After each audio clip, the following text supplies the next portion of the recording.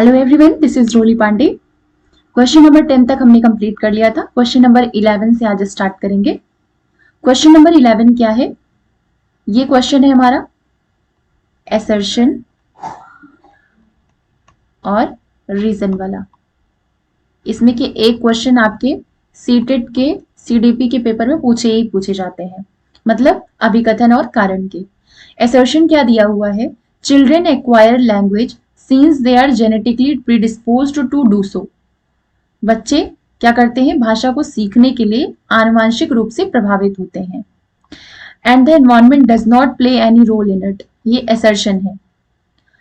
Reason क्या है? Language development is a product of only heredity. मतलब कि क्वेश्चन में कहा गया है कि बच्चे भाषा को सीखने के लिए आनुवांशिक रूप से प्रभावित होते हैं एवं पर्यावरण इसमें कोई भूमिका नहीं निभाता है। कारण है कि भाषाई विकास केवल आनुवंशिकता का ही उत्पाद है। तो इसमें सही विकल्प चुनना है। सबसे पहले तो डेवलपमेंट का चाहे कोई भी डोमेन हो, विकास का चाहे कोई भी क्षेत्र हो, चाहे वो फिजिकल हो, चाहे वो मेंटल हो, चाहे लैंग्वेज हो, किसी तरीके का कोई भी डेवलपमेंट का डोमेन हो, हर एक डेवलपमेंट के डोमेन में हेरिडिटी और इन्वायरमेंट ये दोनों हमेशा ही सेम रोल प्ले करेंगे। सेम रोल मतलब 50-50 की एक दूसरे से अंतः क्रिया करके ही हर एक क्षेत्र में बच्चों का विकास होता है। इस वजह से यहाँ पे भाषा के लिए कहा गया है कि भाषा जो बच्चे अर्जित करते हैं वो सिर्फ हेरिडिटी की वजह से करते हैं, ना कि एनवायरनमेंट की वजह से। इसमें एनवायरनमेंट का कोई रोल नहीं होता है। और रीजन ये दिया गया है कि लैंग्वेज डेवलपमेंट जो है वो केवल हेरिडिटी का प्रोडक्ट होता है, इसमें एनवायरनमेंट का कोई भी रोल नहीं होता है। तो ये दोनों ही ऑप्शन गलत है। तो हमारा राइट ऑप्शन कौन सा हो जाएगा?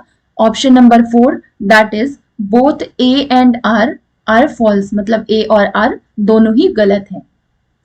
क्वेश्चन नंबर 12 है, विच of the following is a potential risk factor involve with learning and development of children from the marginalised groups. वंचित पृष्ठभूमि से आने वाले बच्चों के अधिगम एवं विकास के संदर्भ में कौन सा कारक है जो संभावित जोखिम वाला है? पहला, teachers negative beliefs about their abilities and having very low expectations. Teacher जो शिक्षक है या फिर जो अध्यापक है उसका बच्चों की योग्यताओं को लेकर के नेगेटिव बिलीफ हो और वो बच्चों से बिल्कुल ही एक्सपेक्टेशन ना रखता हो या फिर बहुत ही कम एक्सपेक्टेशंस रखता हो। सेकेंड ऑप्शन है, representation of marginalized groups as central characteristics in stories that are included in textbooks. Third है, emphasize on connection between local language with school language wherever possible. Fourth है, heterogeneous grouping in classroom. तो इसका right option हो जाएगा option number 1, मतलब अध्यापकों की उनकी क्षमताओं के बारे में नकारात्मक सोच का होना और बच्चों के प्रति बहुत कम अपेक्षाएं रखना, यही चीजें ऐसी हैं जो कि संभावित जोखिम वाली हैं। किन बच्चों के लिए? जो वंचित पृष्ठभूमि से आते हैं। क्वेश्चन नंबर 13 है हमारा, it school encourages girls to participate to only in music and dance competitions and boys to only take parts in sports. This perspective of the school क्या है? एक विद्यालय है जहां पे लड़कियों को केवल संगीत और नृत्य प्रतियोगिताओं में भाग लेने के लिए प्रोत्साहित करते हैं। मतलब कि सिर्फ संगीत और नृत्य में प्रोत्साहित कर रहे हैं भाग लेने के लिए, लेकिन जो गेम्स वगैरह होते हैं, ऐसी एक्टिविटीज होती हैं, फिजिकल एक्टिविटीज होती हैं, उनके लिए जो गेम से रिलेटेड होती हैं, आउटडोर एक्टिविटीज होती हैं, उनके लिए प्रोत्साहित नहीं कर रहा है।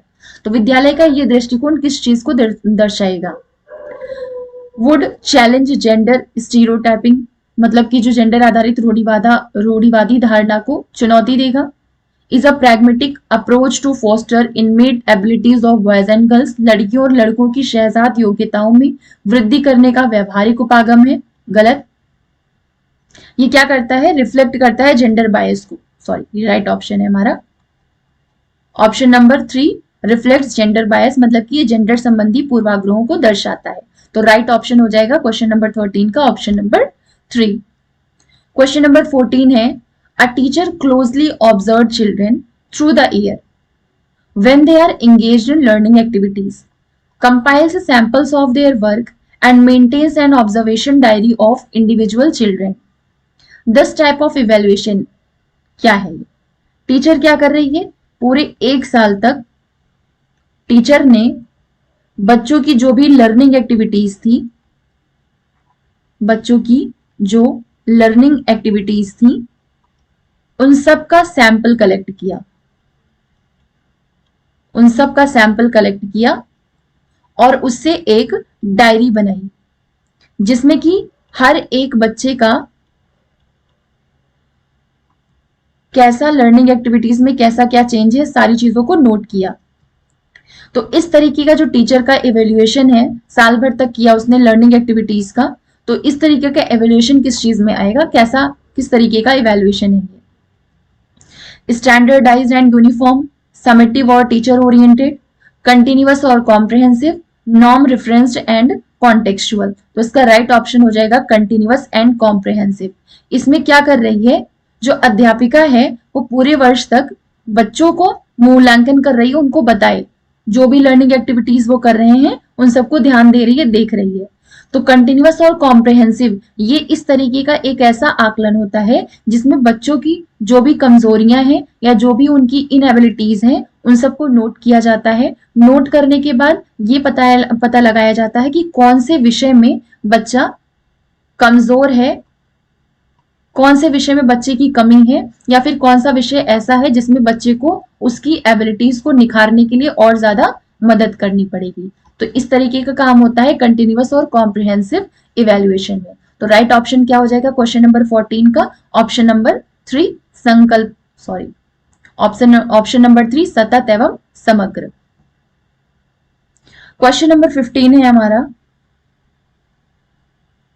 The purpose of assessment is, आकलन का उद्देश्य क्या होता है?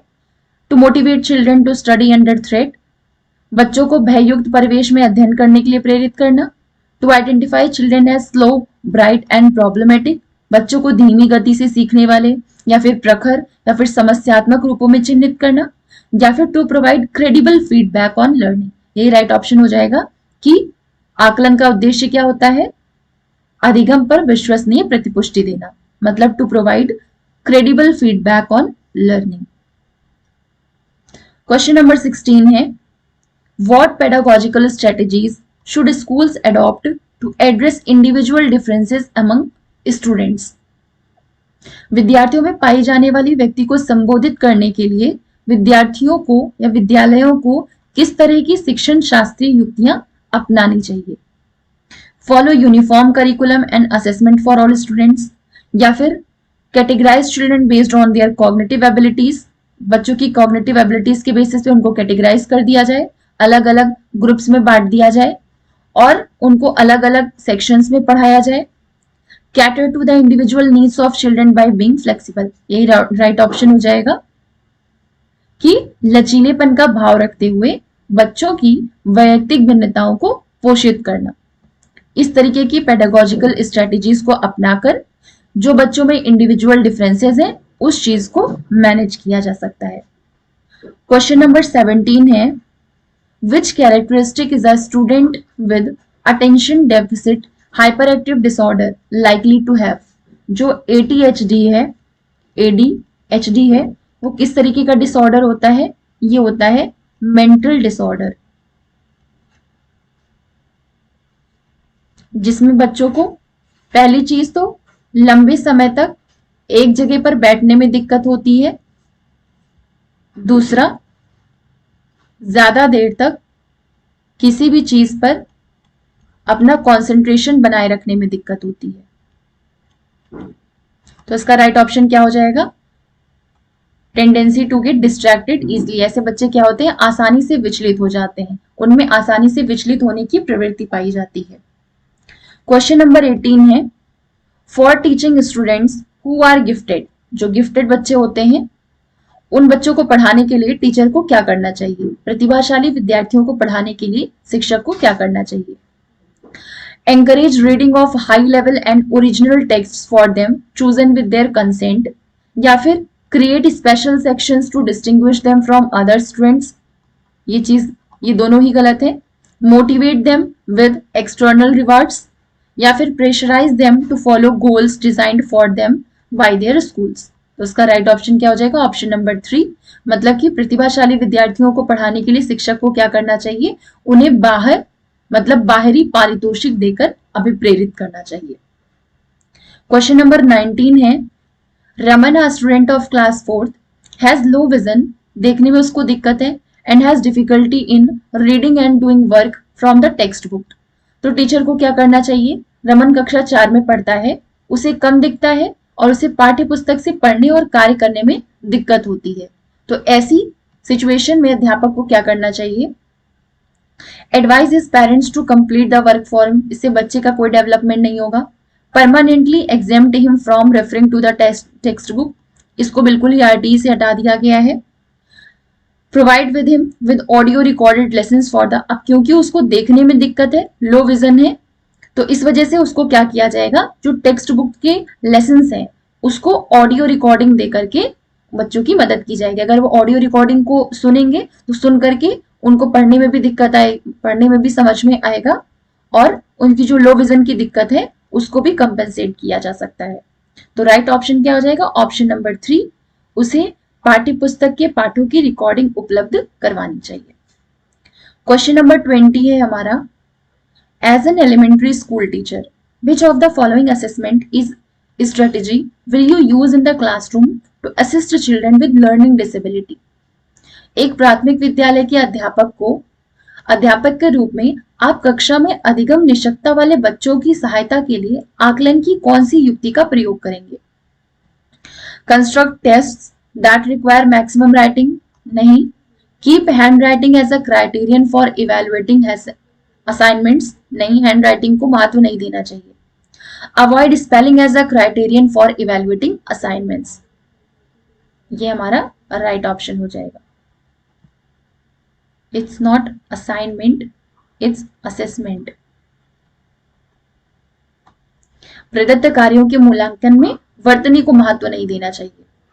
जो एलिमेंट्री स्कूल के टीचर्स होते हैं उनको, मतलब कि जो एलिमेंट्री स्कूल वाले बच्चे होते हैं उनके लिए स्पेलिंग को इंपॉर्टेंस नहीं देनी चाहिए। बस बच्चे उस चीज को समझ रहे हैं कि नहीं समझ रहे हैं, बस इस चीज के बेसिस पे बच्चे का मूल्यांकन करना चाहिए। तो ये था हमारा क्वेश्चन नंबर 20। थर्ड वीडियो में क्वेश्चन नंबर 21 से लेकर के 30 तक कंप्लीट करेंगे हम। तो हमारा जो 4th ईयर का प्रीवियस ईयर है वो भी कंप्लीट हो जाएगा। मिलते हैं नेक्स्ट वीडियो में। Thank you.